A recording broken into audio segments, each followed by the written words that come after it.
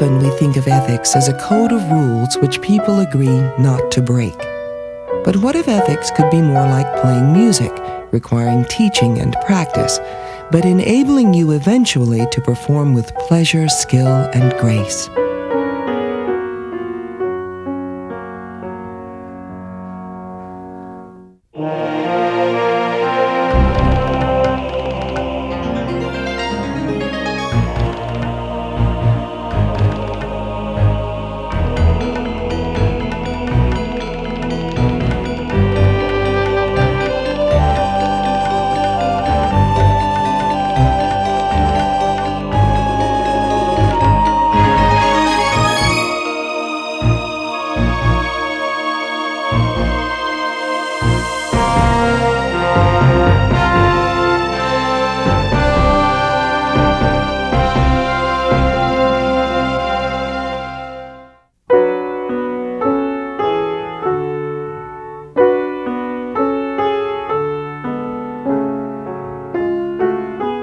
Until recent decades, modern ethics was dominated by two approaches that focus on action. Utilitarians ask, how can we act to produce the best possible results? Followers of the ideas of Immanuel Kant or Kantians ask, how can we act to give full respect to others? But both of these approaches seem to leave something out. What about the person who takes action? What about your values and character? Aren't these relevant to ethics?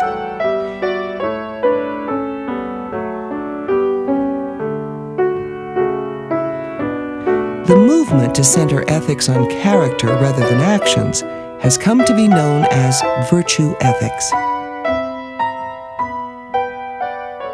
Well, one advantage that virtue ethics has is that I think it does start from a very natural way in which we think about our lives. What I call the entry point for ethical reflection, thinking about your life as a whole. And the advantage of that is, I think, people do think about their lives as a whole and whether their lives are going well or badly. And there are numerous topics that fall naturally into thinking about that. Thinking about the emotions, thinking about your commitments to other people, thinking about your friends, thinking about your social responsibilities.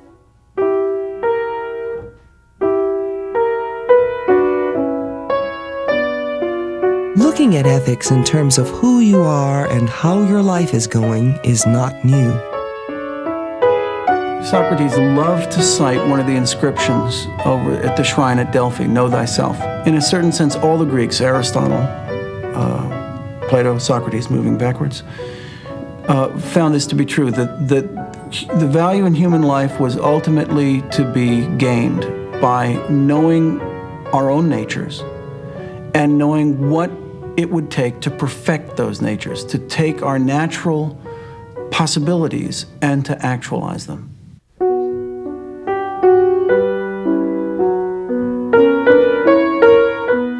At the core of ancient Greek ethics was the quest for eudaimonia, which is often translated happiness, but in a distinctive sense. I prefer the term human flourishing, which reminds us that we're talking about a complex form of human activity, which has a number of different parts that are not reducible to the others, and that doesn't just consist in a feeling of satisfaction. So it means a total form of activity that includes all the major human functions, that is in that sense a complete life for a human being.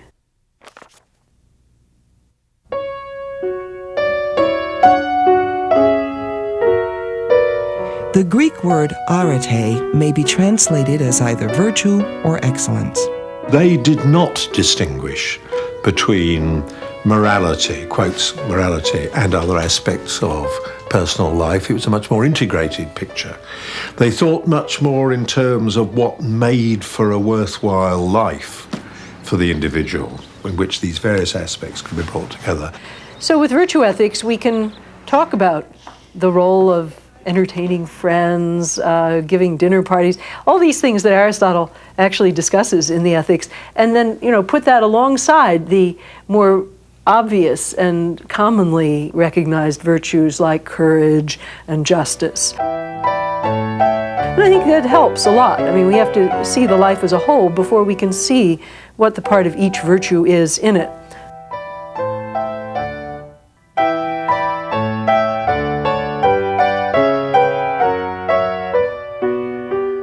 Often in ancient philosophy, virtues are compared to skills. In the words of Aristotle, as is the case with any skill, we acquire the virtues by first doing virtuous acts. We acquire a skill by practicing the activities involved in the skill. For example, we become builders by building, and we learn to play the harp by playing the harp. In the same way, we become just by doing just acts, temperate by doing temperate acts, and courageous by doing acts of courage. He thinks you acquire a virtue typically by being shown other people who have that virtue, and you do what they do. And gradually you see the point of doing what they do, and you learn how to do it the way they do it. And there's obvious analogies with skills, like learning to play an instrument. any definition of virtues implies a standard for how people ought to be. For Plato and Aristotle, reason ought to guide emotion and appetite. Each of these basic parts of human nature has its own special virtue. The special virtue of the rational part of the soul is wisdom. The special virtue of the spirited part of the soul is courage. And the special virtue of the appetitive part of the soul is self-control or temperance, control over one's own appetites. All of these virtues come into being, so to speak, at the same time or under the same condition, and that is where justice is obtained, where there's a balance of the soul.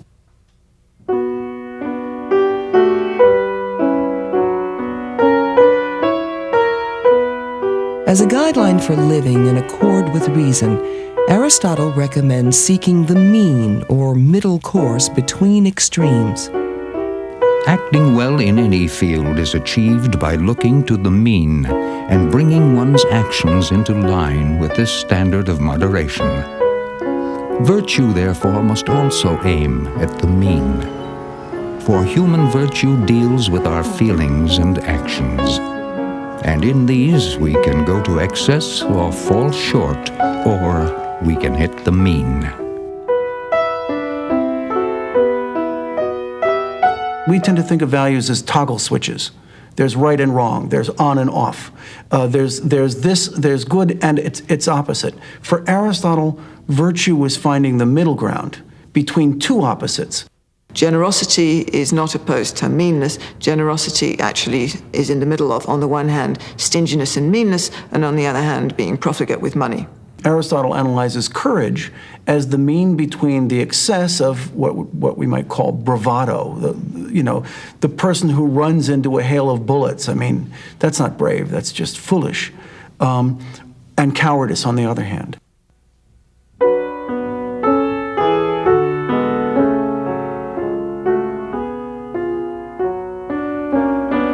To seek the mean might seem a simple guideline, but it requires balancing many factors.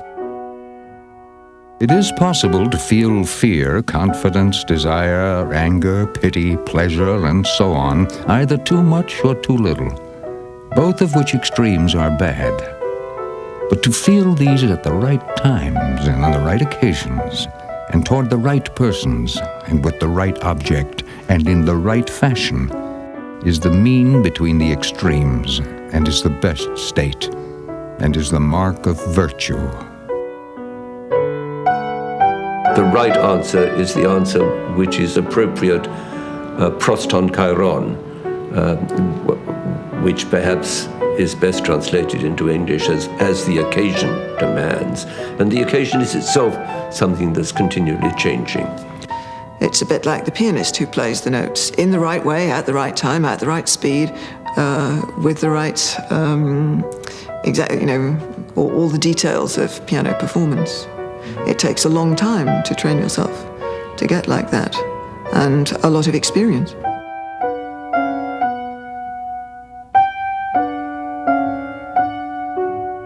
The The contrast between virtue ethics and other approaches stands out clearly in how to make sound judgments in complex situations. I think that utilitarianism and Kantianism, what they're trying to do, I personally think they can't do it, but what they're trying to do is to produce a kind of decision procedure at the limit. That's a bit simplified, but roughly a way of working out what to do. Now, virtue ethics shouldn't even pretend to be telling you how to work out what to do. Now, the story that virtue ethics has to tell about right action doesn't give you a formula. It doesn't tell you how to find out what the right action is if you otherwise would have no clue about it. So it's not something such that you could read a few pages and then suddenly be able to know what the right action is.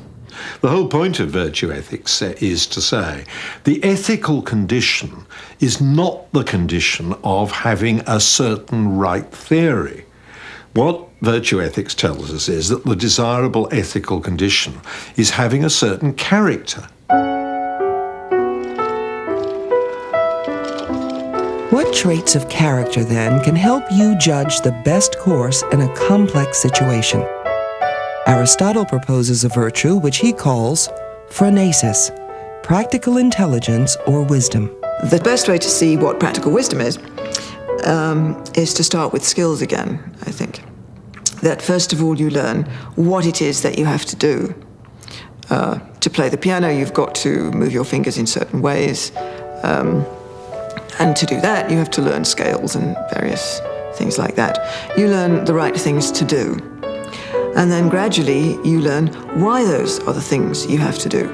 You learn not just that you play this scale and that scale and the other scale. You learn how all the various bits of technique that you learn fit together as the technique of the pianist. So there's two things. That first of all, your understanding of what you're doing becomes more global. You understand what you're doing now and then what you're doing next and so on. And gradually you come to see the point of doing what you're doing as a whole. And the other way in which practical wisdom develops is you get a deeper and deeper understanding of the point of acting as you're acting. So you don't just act in a certain way because your dad told you or because you were told to do that at school. You come to see why you should do that.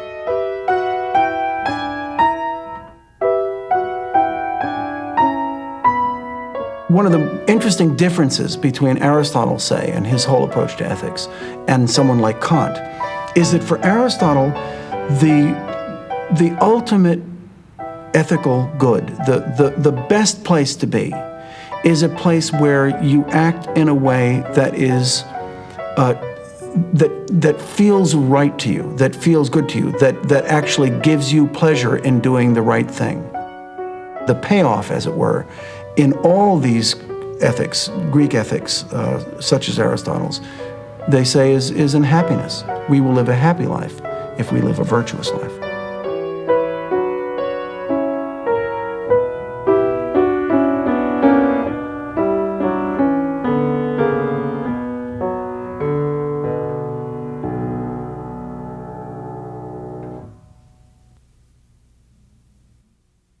Virtue ethics has become popular again partly because it parallels many features of modern psychology. One of these is a high regard for emotion. Other ethical theories tend to treat emotion as a distraction. Virtue ethics sees reason and emotion as closely allied. That standard picture of here's the force of reason and goodness embattled with the forces of desire and temptation, that's a terrible way to think about ourselves. And what the virtue ethics picture gives us is a different way.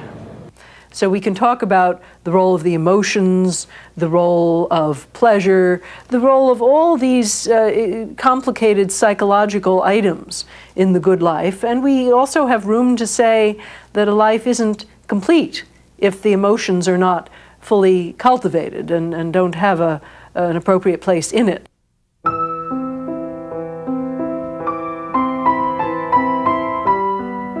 Virtue ethics also recognizes how we become who we are through relationships with others. The affection that parents show an infant sets in motion a lifelong process. Your parents kiss you tomorrow, or the day after tomorrow. That makes no difference in the world. But over 20 years, those kisses provide a tidal wave of affirmation for which there can be no substitute. And it's not even clear to me that years of therapy afterwards could make the difference if one hadn't had those kisses to begin with, those genuine moments of affection. And my thought is, once those genuine moments of affection are in place, then morality can take a much stronger hold upon us. And that living morally is, in that sense, foundational upon, or is set upon, the extent to which the parent-child affections are called forth.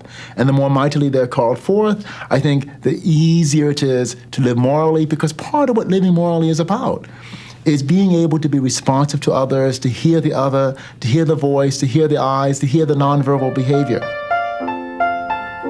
A form of virtue ethics called care ethics sees personal relationships as the primary arena for ethical behavior.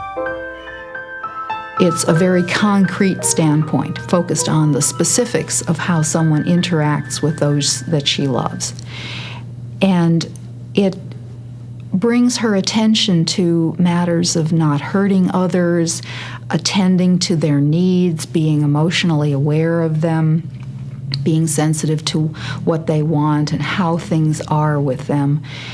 And it also focuses someone's attention on the importance of the relationship itself. When I study classical music, I think the one sentence that stayed with me is the following: the most beautiful voice will never equal 100 voices singing softly. You just can't have the richness. You just can't have it. And the most perfect moral life, all by itself, never yields the richness of social interaction. There can't be the resonance.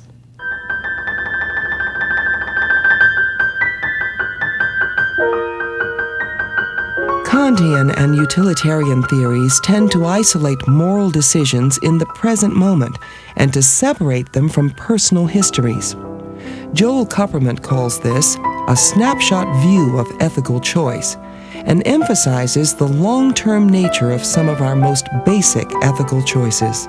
A lot of discipline, a lot of sustained effort that goes into success, and a lot of good character really involves the long haul, involves being willing to devote yourself to projects and stay with them for a considerable period of time. And a lot of morality involves the long haul also, being there for people who are relevant, who need you, not just today or tomorrow, but over a long period of time.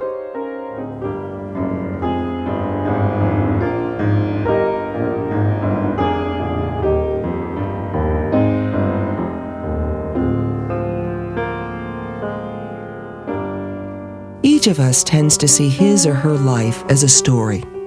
Virtue ethics recognizes this natural way of thinking in the importance it places on character and narrative. A person's character, if somebody manages to have one, gives that person a sense of being a definite kind of person, being a real person, having a nature which is changeable and which is subject to circumstance, but still which involves some degree of continuity and reliability. And this sense of self both can play a part in moral choice, and also can play a part in somebody feeling that her or his life makes sense and that there's a pattern to the life, a pattern provided by character, which gives a meaning to the life. Narrative is the most powerful way of explaining to somebody what a virtue is. If you look at the narratives of some of the great mythical figures in the West, for example, Socrates, the life of Socrates, the way in which he stuck to his principles, even though it meant the loss of his life. The narrative of Jesus Christ, and the way that he remained true to his calling, even though it meant his life. If you look at these narratives. They explain, they communicate what the virtues are in a way that an abstraction can't.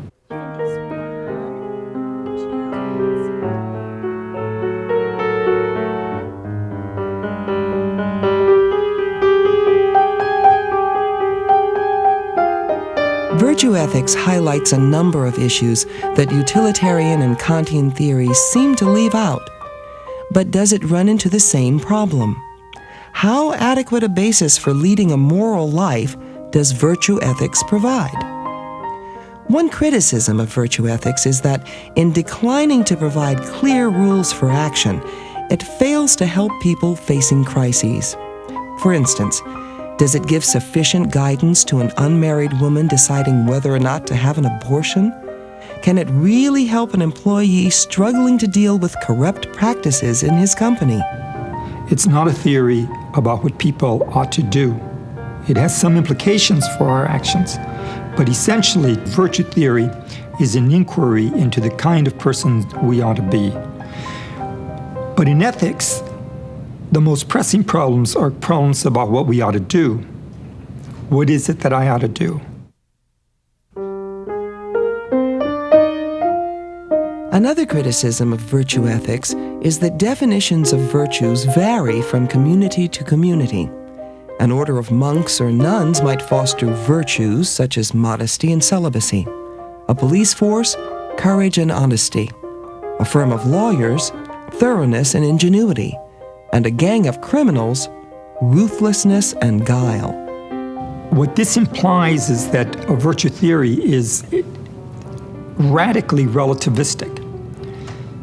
What is identified as a virtue in one community necessarily will be different from what a different community, another community, will identify as its virtues. And virtue theory by itself provides no adequate way of evaluating the claims made by those two different sets of virtues. One very important thing that we should learn is that there is no incompatibility between virtue ethics and an emphasis on a universal account that also has a large room for principle.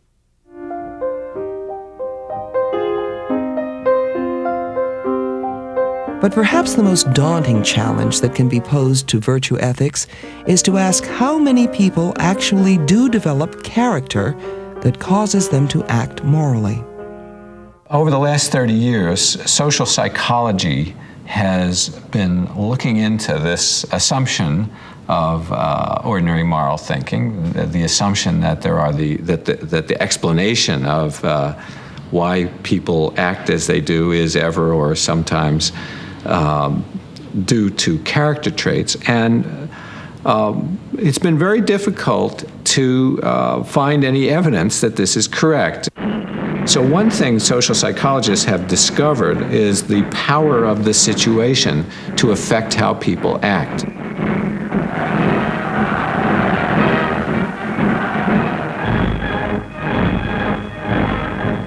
One experiment to test the power of situations over moral character was devised by psychologist Stanley Milgram. The atrocities committed by ordinary citizens in Nazi Germany prompted Milgram to wonder how far people would go in hurting others when told to do so by someone in authority. Test subjects were led to believe they were taking part in a learning experiment. There's a guy on the other side of a glass partition, and they're supposed to give him an electric shock every time he gives the wrong answer on a learning question. And really, of course, what's being tested is whether they will follow the orders of the man in the white coat standing next to them and give these electric shocks, which get more and more serious. And the guy on the other side of the glass partition, who's actually an actor, is pretending after a while to be writhing in agony and says he has a heart condition and wants to stop. And what was horrifying to Milgram, and he claimed it was a great surprise, was that more than well over 60% of the people he tested went on to the very end. which suggests that at least, if that's representative, that at least 60% of the population has very weak characters. Virtue ethics points to wide gaps in other ethical theories, but seems to suffer from equally wide gaps of its own. Is there any way to approach ethics that can address all the important issues?